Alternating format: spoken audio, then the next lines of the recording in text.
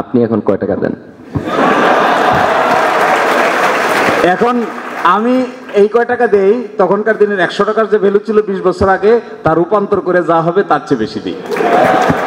আমার যদি আজকে ভালো সে বারান্দায় না থাকে, ভিতরে থাকে, তো আমার কম্বল দেওয়া লাগে না, অধিকারের জন্য কাজ করতে হয় না। তো ছাত্র রাজনীতির আদৌ কোনো প্রয়োজনীয়তা আছে কিনা, থাকলে গেলে শিবির কতটুকু করে দেবেন, কেন দরকার? না, এইখানে একটা লজিক্যাল ফ্যালাসি আছে। যেমন ধরেন, আমি আর্গু করতে পারি যে আমার যদি জ্ঞান অর্জন করতে হয় তাহলে বিশ্ববিদ্যালয়ে আদৌ আসার প্রয়োজন আছে কিনা। তো তারপর তো আমরা বিশ্ববিদ্যালয়ে এসে পড়াশোনা করি, তাই না? যারা প্রাতিষ্ঠানিকভাবে পড়াশোনা করে নাই তারা সবাই তো রবীন্দ্রনাথ হয় না। তো আমি ছাত্র রাজনীতিকে দেখি একটা পলিটিক্যাল ইনস্টিটিউশন, যে পলিটিক্যাল ইনস্টিটিউশন আপনাকে কিছু জায়গায় হচ্ছে গ্রুম করে, কিছু জায়গায় আপনার কোয়ালিটি ডেভেলপ করে, কিছু জায়গায় নেতৃত্ব দেওয়ার যেই ট্রেনিং সেটা হয়, কিছু ইডিওলজি শেখায়, কিছু স্পেসিফিক লিটারেচার পড়ায়, এবং কিছু কন্ট্রিবিউশনের সমাজে, ছাত্র সমাজ এবং দেশের জন্য কিছু কন্ট্রিবিউশন করে। তো ইন্ডিভিজুয়ালি যে কোনো ব্যক্তি এই সাংগঠনিক স্ট্রাকচারের বাইরে গিয়ে ওগুলো করতে পারে। ঠিক যেভাবে you will get some brilliant people যে কোনোদিন স্কুল কলেজে পড়ে নাই বাট স্টিল ব্রিলিয়ান্ট, এটা হইতে পারে। কিন্তু নর্ম হইল যে আমরা এটাকে যখন প্রাতিষ্ঠানিক পদ্ধতিতে করতে চাই তখন একটা ইনস্টিটিউশনের মধ্য দিয়ে যাই। তো I see student political party as an institution, যার মধ্য দিয়ে আমরা একটা নিয়মতান্ত্রিক পন্থায় আমরা এটা করব। তো এখানে মাল্টিপল ইনস্টিটিউশন থাকবে, ভিন্ন ভিন্ন পার্সপেক্টিভ থাকবে, যে যেটা পছন্দ করবে সে সেই ইনস্টিটিউশনে যাবে, সেখানে করবে। And there will some people যারা কোনো ইনস্টিটিউশনে যাবে না, এক্সট্রিমলি ব্রিলিয়ান্ট, এবং এর বাইরে থেকেও তারা করবে, they are also welcome to do that. অসংখ্য ধন্যবাদ। আমি শিশির মনির ভাইয়ের কাছে যাব। সেটা হচ্ছে, আপনি পলিটিক্যাল, গালিব ভাই যেটা করলেন যে পলিটিক্যাল ইনস্টিটিউশন, শিবির আসলে কি? আপনি পলিটিক্যাল, আমি যেটা বুঝি, ছাত্র সংগঠনের কাজ হচ্ছে ছাত্রদের অধিকার সে পাচ্ছে না সেটা ইস্যু করবে, ওনাদেরকে হেল্প করবে। এই যে সায়েন্স ফেস্ট, এই যে ম্যাগাজিন ছাপানো কিশোরদের, শিশুদের, এই যে আবার চিত্র প্রদর্শনী করা, এই যে আবার গানের আসর, নাটক মঞ্চায়ন করা, এটা প্রুফ করে শিবিরকে একটা এনজিও না পলিটিক্যাল সংগঠন না মিশনারি সংগঠন না ধর্মীয় প্রতিষ্ঠান? এটা কি এক্স্যাক্টলি আসলে শিবিরের রূপটা কি? এটা প্রমাণ করে যে দেখেন, ঢাকা বিশ্ববিদ্যালয়ের লাইব্রেরিতে এখন যদি আমি বলি যে কালকে সকালে ঢাকা বিশ্ববিদ্যালয়ের লাইব্রেরিতে 9টার মধ্যে প্রবেশ করতে হবে, আমার তো মনে হয় এফ রহমান হল পর্যন্ত লাইন হবে। এখান থেকে শুরু করে এফ রহমান হল, নীলক্ষেত পর্যন্ত লাইন হওয়ার পরেও একজন আরেকজনের জন্য অপেক্ষা করবে যে কে সিট ছেড়ে যাবে আর কে বসবে। এরকম প্রতিযোগিতা দেখছেন আপনারা? আমি তো এটাও দেখছি, শহীদুল্লাহ হলের সায়েন্স লাইব্রেরিতে জায়গা পাওয়ার জন্য আগের দিন থেকে মশারির ভিতরে কোনায় বসে রয়েছে। I so it. কেন এটা? এখন যদি আমাদের বিশ্ববিদ্যালয়ে পর্যাপ্ত ব্যবস্থা থাকে, এখন এই library establishment, library enhancement, library research oriented বইপত্র আনা, ইন্টারনেট বেসড ফেসিলিটি ক্রিয়েট করা, ছাত্র শিবিরকে এই দাবি উত্থাপন করতে পারে না? এই দাবি উত্থাপন করা কি ছাত্র শিবিরের কর্মের যদি তারা এটা অ্যাড করে আর এরই ভিত্তিতে যদি লাইব্রেরি ফেসিলিটি ডেভেলপ হয়, তাহলে কি ছাত্রদের জন্য ভালো হয় না খারাপ হয়? ফর এক্সাম্পল ধরেন, এই যে ঢাকা বিশ্ববিদ্যালয়ে রিসার্চ জার্নাল বের হয় না, খেয়াল করেছেন আপনারা কখনো?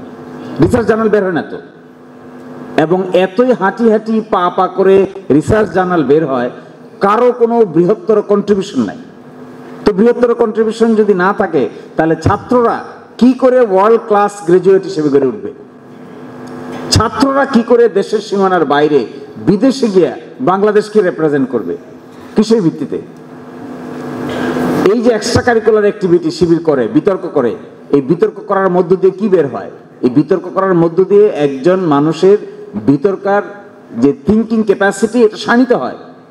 তো ছাত্র শিবির এটার আয়োজন করছে, এই যে আয়োজন করছে হলো সায়েন্স ফেস্ট আয়োজন করছে, ছাত্র শিবির সারা দেশ জুড়ে বিতর্ক প্রতিযোগিতার আয়োজন করছে, ফুটবল খেলার আয়োজন করছে, ক্রিকেট খেলার আয়োজন করছে, ছাত্রদের মধ্যে কম্পিট করছে, একের সাথে অন্যের এক্সেলেন্সের পার্থক্য বিল্ড আপ করছে। এই যে ইন্সপিরেশন, এই ইন্সপিরেশন যদি সকল ছাত্র সংগঠন মিলে এই দেশে করতে পারতো, আমার তো ধারণা নতুন প্রজন্মের মানুষের দৃষ্টিভঙ্গি পরিবর্তন হয়ে যেত। কিন্তু তা পারে না। কেন পারে না? কারণ কি জানেন? দ্য মেইন এক্সাম্পল হলো ছাত্র শিবির এক্সট্রা কারিকুলার অ্যাক্টিভিটিস যেগুলো পরিচালনা করে, ছাত্রদের সঙ্গে এক্সট্রা কারিকুলার অ্যাক্টিভিটি ইনএক্সট্রিকেবলি লিঙ্কড। ছাত্র আছে কিন্তু এক্সট্রা কারিকুলার অ্যাক্টিভিটির সঙ্গে নাই, এরকম ছাত্ররা আপনারা যদি কেউ অক্সফোর্ডে, কেমব্রিজে, ইয়েলে যান, আমি এক সময় আমেরিকাতে গিয়ে ইচ্ছে করে 10টা আইভি লীগ ইউনিভার্সিটি ঘুরে ঘুরে দেখলাম এরা কি করে। এখানে তো ছাত্র পলিটিক্স নাই, কাজটা কি করে। কিন্তু দেখা গেছে এক ইয়েল ইউনিভার্সিটি থেকে আমেরিকার যে কজন প্রেসিডেন্ট হয়েছে, শুধুমাত্র ইয়েল ইউনিভার্সিটির ছাত্র ছিল, এইরকম প্রেসিডেন্ট হয়েছে 60 জন। এবং বড় করে একটা ডিবেটিং ক্লাব আছে, এই ডিবেটিং ক্লাবের কোনায় বড় করে তাদের সিনারিওটা একের পর এক ছবি, একের পর এক ছবি, কার পরে কে, কার পরে কে, কার পরে কে, মনে যেন হয় ওই বিশ্ববিদ্যালয় মনে হয় প্রেসিডেন্ট বানানোর জন্যই তৈরি হয়েছিল। It's such a character. কিন্তু আমরা এই কর্মকাণ্ড ভুলে আমরা কোথায় আছি জানেন? আমরা হলো ওই সিট দখল করি। আর কোথায় আছি? কে সিটের উপরে থাকবে, কে সিটের নিচে থাকবে। আমার তো মনে হয় ঢাকা বিশ্ববিদ্যালয়ের সকল হলকে যদি আবাসিক হলে রূপান্তরিত করা যেত পরিপূর্ণভাবে ছাত্রদের, তাহলে ট্র্যাডিশনাল ছাত্র রাজনীতি থাকতোই না। আমরা এক সময় একটা উদ্যোগ নিয়েছিলাম, আমার মনে আছে 2005 সালে আমরা একটা সেমিনারের আয়োজন করেছিলাম। সেমিনারের আয়োজন করে একটা দাবি দিয়েছিলাম যে ঢাকা বিশ্ববিদ্যালয়ের এই আবাসন সিস্টেমকে সারা জীবনের জন্য দূর করে দেওয়া হোক। এবং দেখবেন ওখানে দেখলাম কেউ কেউ তখন প্রতিবাদ করছিল। তখন আমি ভাবতাম যে আরে এটা প্রতিবাদ করে কেন? একজন ছাত্রের জন্য একটা সিট থাকবে, কিন্তু এই লোক প্রতিবাদ করে কেন? তখন আমি গভীরভাবে দেখলাম যে তার রুটি রোজগার এখানেই শেষ হয়ে যাবে। Very interesting.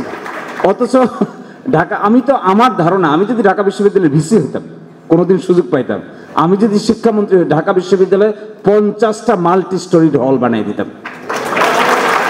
একজন ছাত্র পাইতেন না যে কানে ধরে হলে থাকতে হবে সিটে, এই জন্য অমুক ভাই জিন্দাবাদ, তমুক ভাই মুর্দাবাদ বলবে, একজনও পাবেন। কারণ এটা this is not the expectation. তখন কি শিবির বেশি বেনিফিটেড হবে এরকম পরিবেশ থাকলে? অবশ্যই তখনও শিবির রেলেভেন্ট থাকবে। কারণ কি? তখন শিবির বিতর্ক করবে, তখনও শিবির রেলেভেন্ট থাকবে। কারণ তখন শিবির রিসার্চ পেপার পাবলিকেশন কম্পিটিশন চালাবে, তখনও শিবির রিলেভেন্ট থাকবে। কারণ লাইব্রেরিতে পৃথিবীর বিখ্যাত বইগুলো নিয়ে বই পড়া কম্পিটিশন চালু করবে, এইগুলো অন্য কারোর জন্য চালু করা এত সহজ না। তাহলে শিবির কি? এটা পলিটিক্যাল সংগঠন না সবকিছুর একটা প্যাকেজ? হ্যাঁ, তাহলে শিবির কি?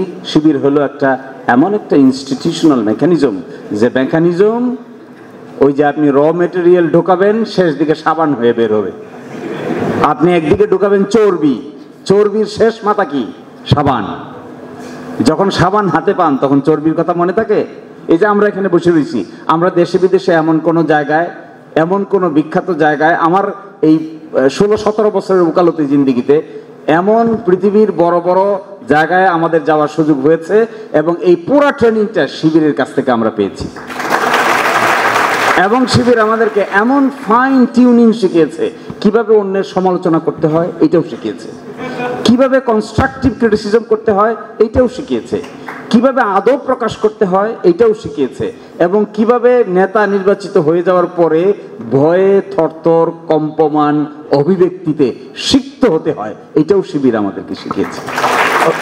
ফলে আমি মনে করি under any circumstances in Bangladesh, specifically in Dhaka university, the organization Shibir, what is doing, this organization will always be relevant.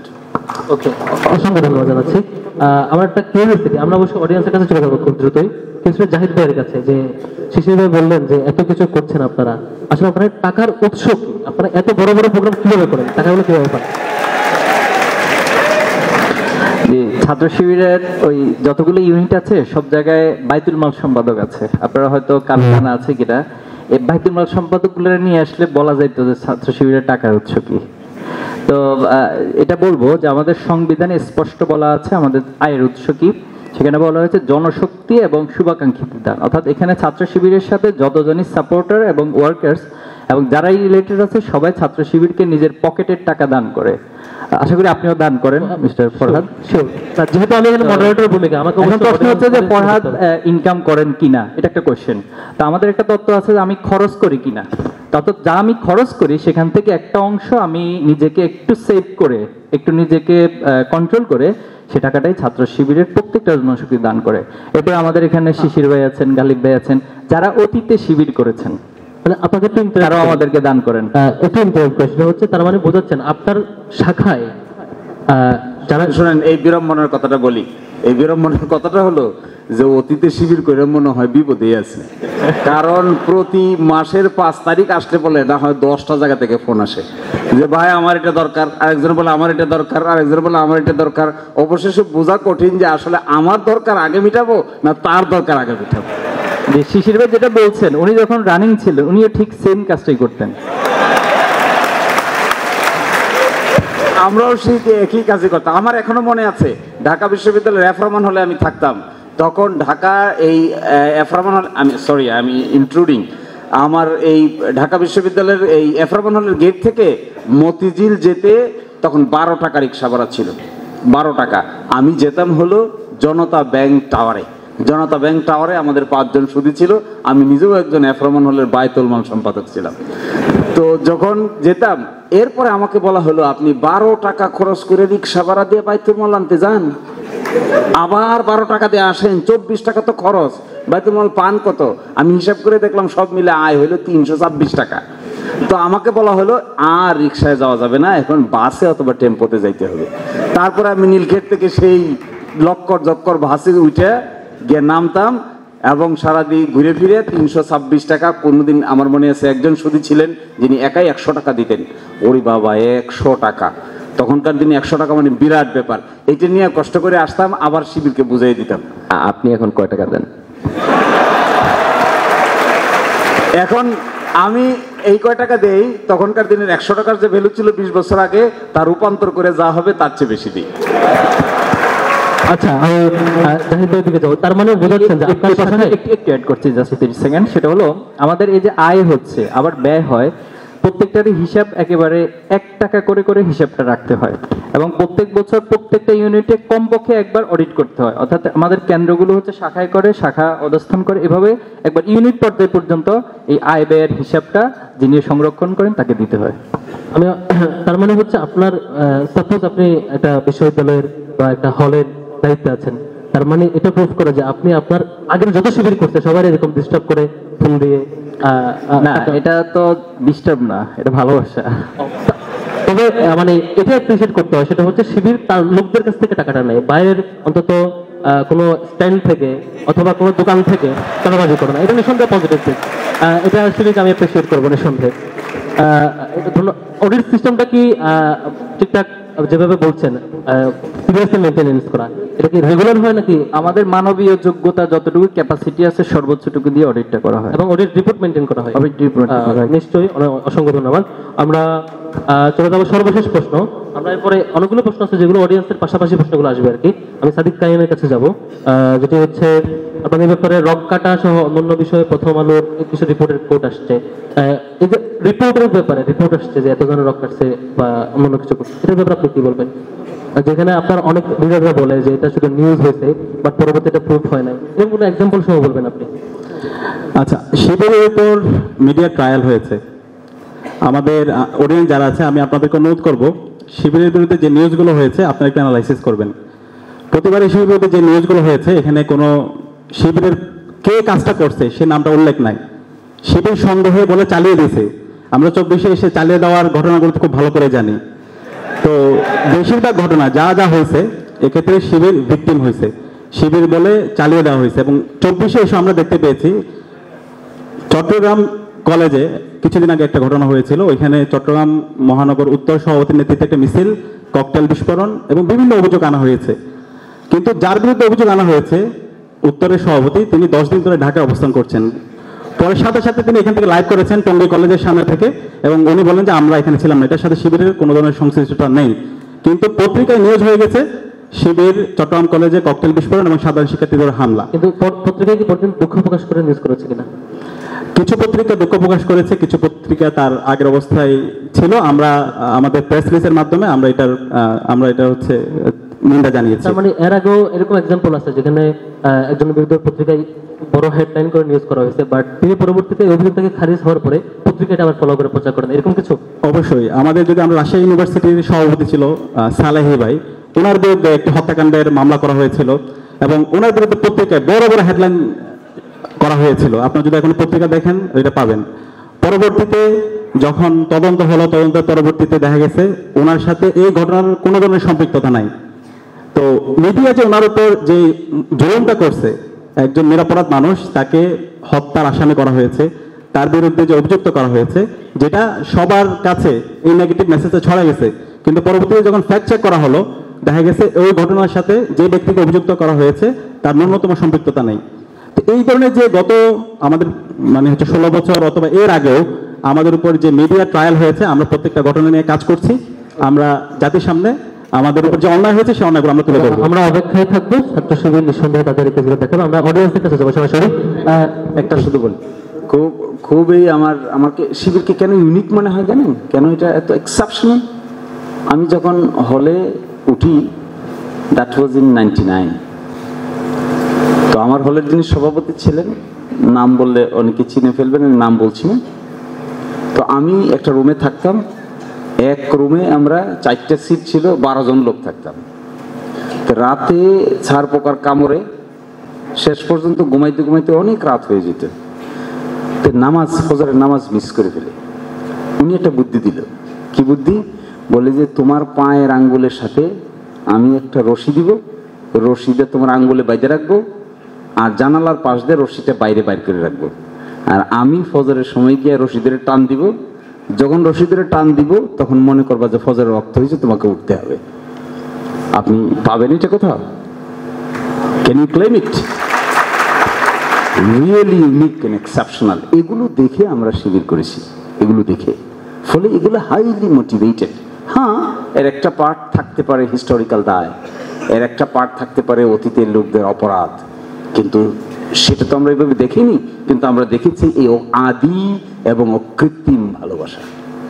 এটা আপনি পাবেন না, এটি ইউনিক, অদ্বিতীয়, একক। অসংখ্য ধন্যবাদ। আমরা